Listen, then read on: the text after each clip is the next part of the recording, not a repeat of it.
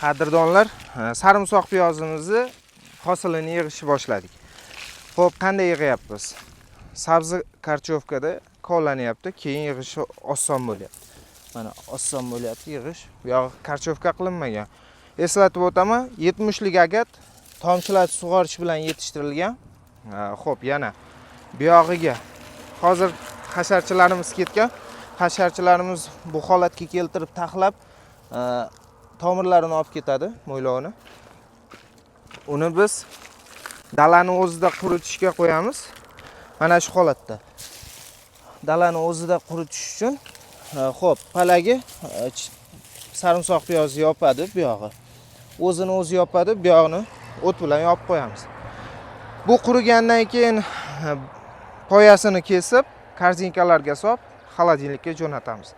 Bizda hozirda qilinayotgan ishlar shulardan iborat. Bizni qo'llab-quvvatlab, kuzatib borishni to'xtatmang. Hammangizga rahmat.